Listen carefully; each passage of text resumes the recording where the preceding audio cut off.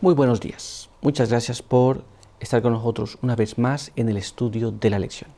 Quiero recordarte que durante todo este trimestre estamos estudiando este tema muy importante que lleva por título Lecciones del libro de los Hechos en la primera parte. Y tendremos un segundo estudio acerca de este asunto, pero en esta semana estamos estudiando un asunto muy importante también que se titula Esperanza para los mundanos de afuera. Y ya hemos visto cómo Dios se manifestó para aquellos que no conocían a Dios directamente, pero que también tenían simpatía para el pueblo de Dios. Pero ahora quiero que vayamos y recordemos el texto que estamos aprendiendo en el libro de los Hechos, capítulo 11. Y allí vamos a leer el verso número 17. Leamos juntos. Si Dios, pues, les concedió también el mismo don que a nosotros que hemos creído en el Señor Jesucristo, ¿quién era yo que pudiese estorbar a Dios? Con este pensamiento quiero invitarte a que vayamos a Dios en una oración. Acompáñame.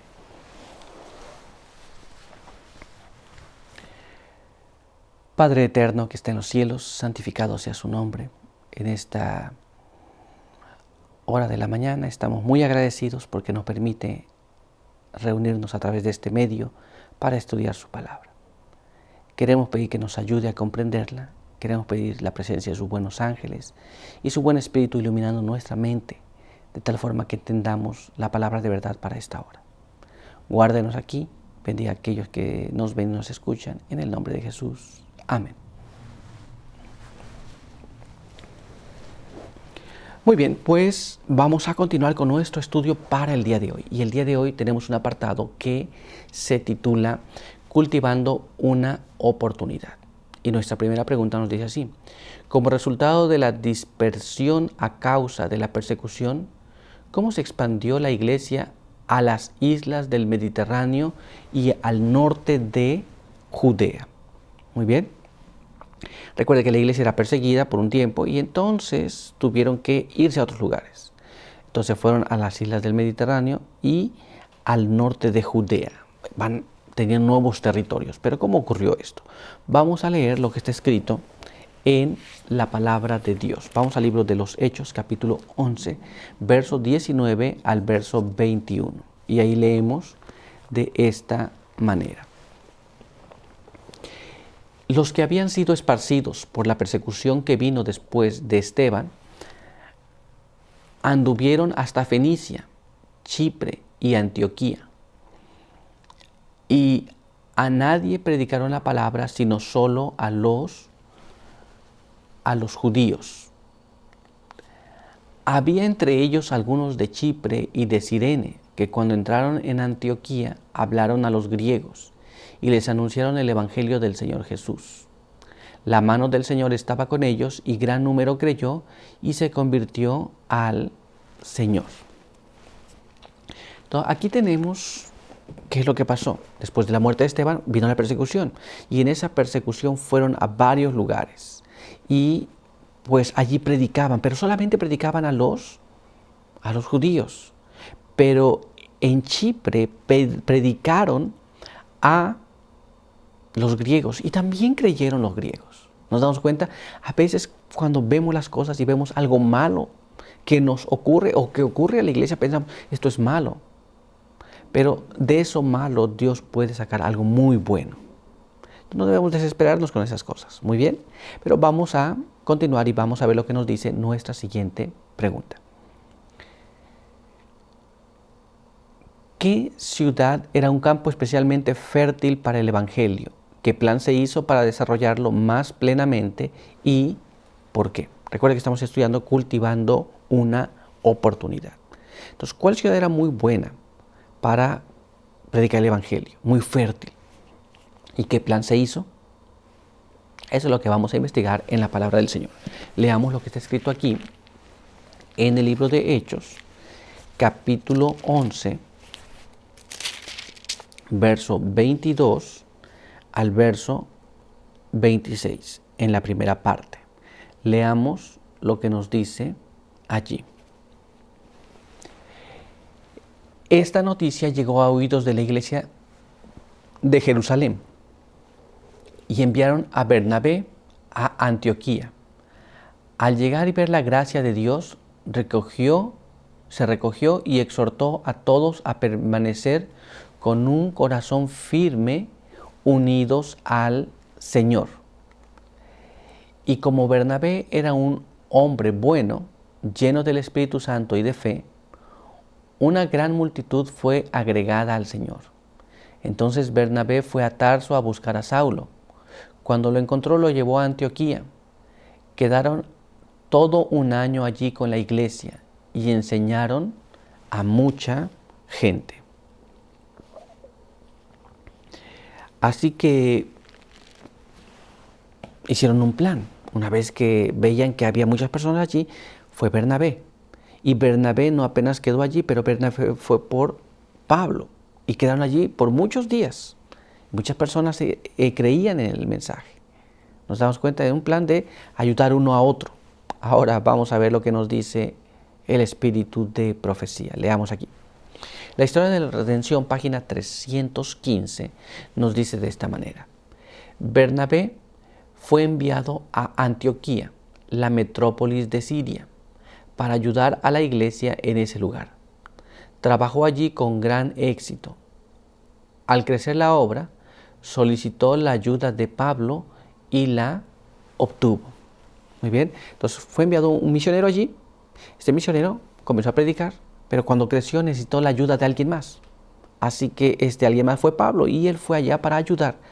Muy bien, pero vamos a ver qué más. Leamos ahora este siguiente párrafo. Y los dos discípulos trabajaron juntos en esa ciudad durante un año, enseñando a la gente y contribuyendo para que aumentara el número de miembros de la iglesia de Cristo. Muy bien, entonces estuvieron trabajando allí un año completo y trabajaban para que la iglesia de Cristo aumentara cada día más. Muy bien, este fue el plan que estaban llevando a cabo.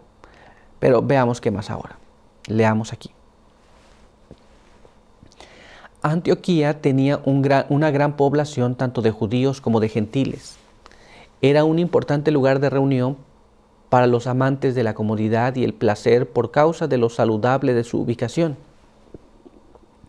Sus hermosos paisajes, su riqueza, su cultura y el refinamiento que se concentraba allí. Entonces muchas personas de diferentes lugares les gustaba estar allí. Y era un lugar donde las personas podían también esparcir el evangelio para otros lados, los creyentes que habían pasado por ahí apenas. Muy bien, pero vamos a ver qué más. Leamos ahora este siguiente párrafo. Su amplio comercio hacía de ella un lugar de gran importancia, donde se podía encontrar gente de todas las nacionalidades. Era por lo tanto una ciudad de lujo y vicio. Entonces aquí tenemos el asunto, cómo este lugar donde las personas venían de varios lugares, podían evangelizar apenas allí y estar evangelizando en otros lugares donde ellos ni siquiera habían ido. Muy bien, entonces vemos aquí el plan estratégico que ellos habían hecho y cómo ellos fueron allá, estos dos discípulos, y trabajaron en ese lugar. Muy bien, pero vamos a avanzar y veamos lo que nos dice ahora nuestra siguiente pregunta. ¿Qué distinguió a la iglesia de Antioquía? Entonces, ¿qué fue una de las características más importantes de esta iglesia? Bueno, eso lo vamos a investigar en la palabra de Dios en el libro de Hechos, capítulo 11, verso número 26, en la última parte.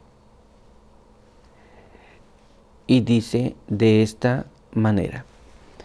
En Antioquía fue donde por primera vez los discípulos fueron llamados cristianos.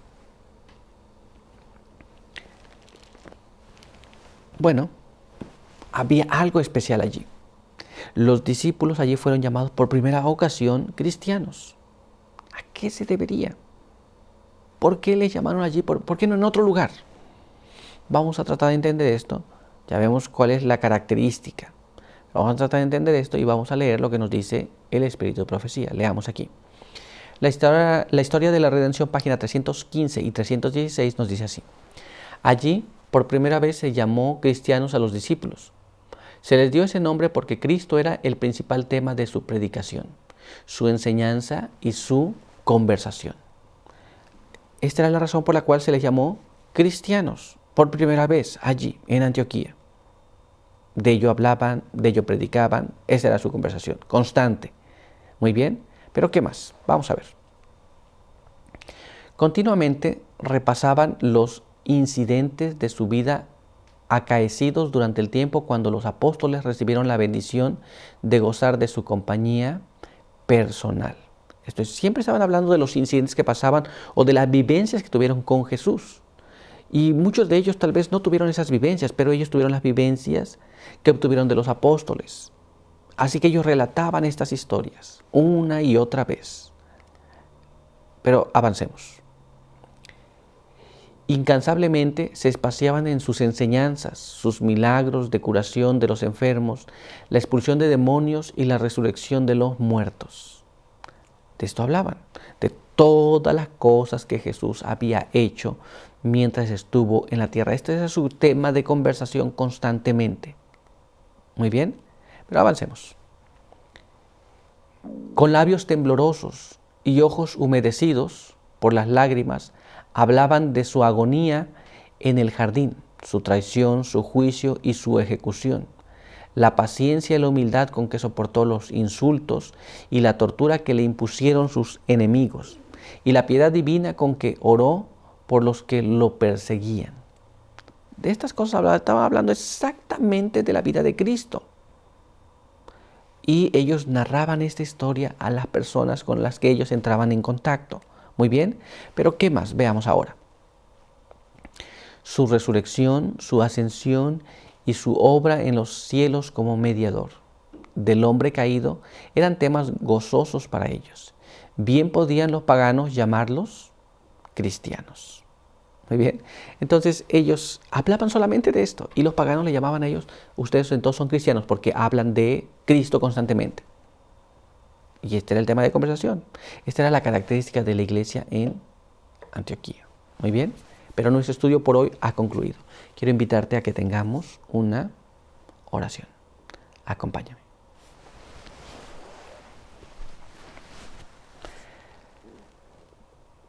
Padre eterno que está en los cielos, santificado sea su nombre. Queremos agradecer por permitirnos leer su palabra. Queremos pedir que su bendición nos acompañe aún. Y queremos agradecer porque nos muestra las cosas que pasaron y las cosas que también han de ocurrir pronto. Ayúdenos a comprenderlas. Queremos pedir que nos bendiga durante el resto del día y que todo lo que hagamos sea de acuerdo a su voluntad. En el nombre de Jesús pedimos todo esto. Amén. Muy bien, pues muchas gracias por estar con nosotros. Recuerda que te esperamos aquí el día de mañana. Por hoy, que Dios te bendiga.